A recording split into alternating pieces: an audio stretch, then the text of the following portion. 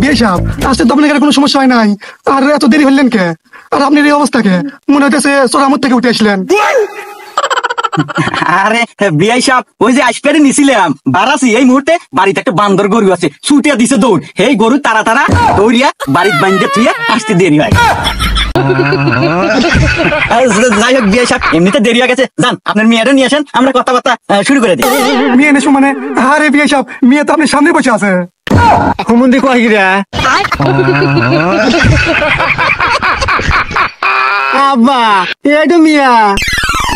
এ বাজান, আসলে এটা বিআই যেহেতু কইছে তাহলে এইটাই মিয়া। এ বিআই, মিয়ার এ ডিল কে? এ বিয়াই, আপনি এরা কোন যুগে বসবাস করেন? এটা ডিজিটাল যুগে ডিজিটাল মেয়ে। মেয়ে আমার ঢাকা থাকে, ইউনিভার্সিটি লেখাপড়া করে, ছেলেদের সাথে সবসময় টিকটক নিয়ে ব্যস্ত থাকে। এটা আমার ডিজে মেয়ে, এটা আপনাদের বুঝতে হবে। এ আব্বা মাইনে নিলাম এটা ডিজে মিয়া, কিন্তু মুখে দাড়ি কে? হ্যাঁ,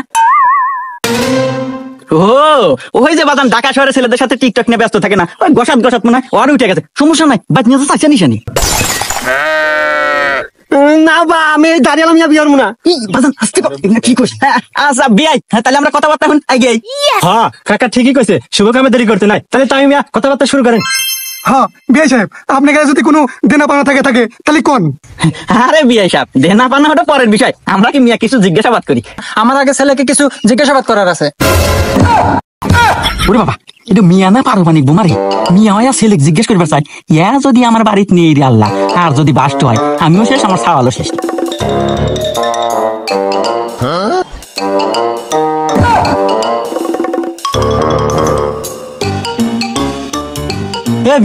মিয়া তো দেখতেছি বেদব, মিয়া মানুষ বিড়ি খাবো কে? আপনার কাছে আসলে কোনো জ্ঞান বুদ্ধি নাই। ডিজিটাল মেয়ে, ছেলেদের সাথে সবসময় ওটা বসা, সিগারেট তো সাধারণ বিষয়, আপনাদের সামনে গাঁজা দেয় নাই, এই তো মেলা কিছু। হুমন্দি কয় গিরা আব্বু আজ একটা কথা রাখো তো, আমি আগে ছেলেকে জিজ্ঞাসাবাদ করি।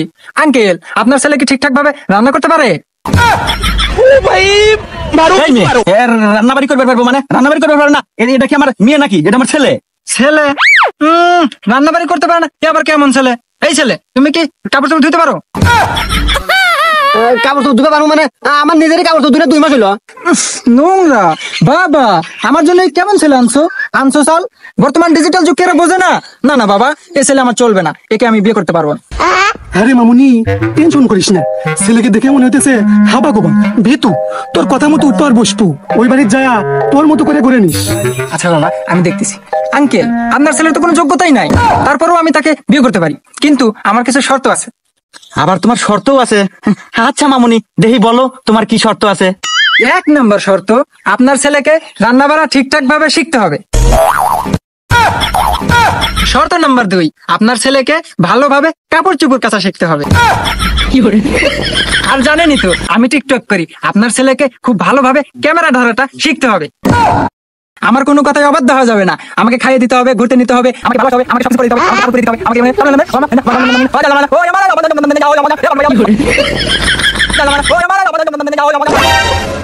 আমাকে প্রত্যেক সপ্তাহে শপিং করে দিতে হবে। এই ছিল আমার সামান্য কিছু শর্ত। বাবা মামুনি, ওরা নাই, তোর এই সামান্য কয়েকটা শর্ত তারা সহ্য করতে পারে নাই, তাই তারা পালিয়ে গেছে। তাই মিয়া, জামাই যখন পলাইছে তাহলে থাকেন, আমিও যাই গিয়া। না থাকো, তোমার গোস্তুতে ভাবতে মানে না আঙ্কেল, আমার পেট ভরাই আছে, থাকেন আমি যাই গিয়া।